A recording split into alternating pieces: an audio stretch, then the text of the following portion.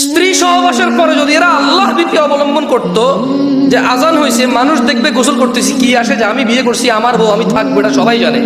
মানে যে সিগারেট খায় প্রকাশ্যে মানুষ দেখছে, এটা অন্যায়, ও যদি এটাকে ভয় পায় যে আমার এই অন্যায় সাক্ষী মানুষ হচ্ছে। ওই যে দোকানে, অটোতে, রিক্সায়, কোনার দোকানে গান বাজনা গায়ে হলুদে চালাই দিছে, যে চালাচ্ছে সে যদি ভয় পাইতো যে আমার এই অন্যায়ের সাক্ষী মানুষ হচ্ছে। ওই যে মেয়েটা বোরখা ছাড়া হাঁটছে, ও যদি ভয় পাইতো যে আমাকে সবাই দেখছে, আমার অন্যায় সবাই সাক্ষী হচ্ছে।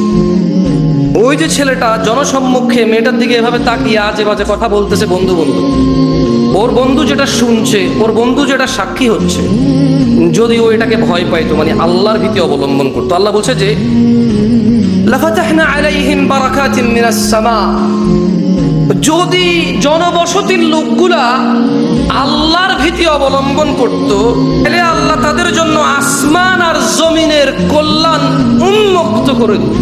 আল্লাহ করবে না, আল্লাহ করেনি।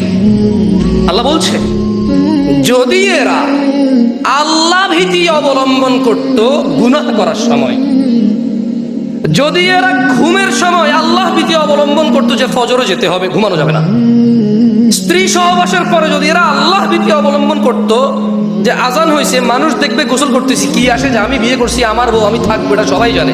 এখন গোসলের লজ্জা কোথায়? গোসল করো ভাই, নামাজে যাও।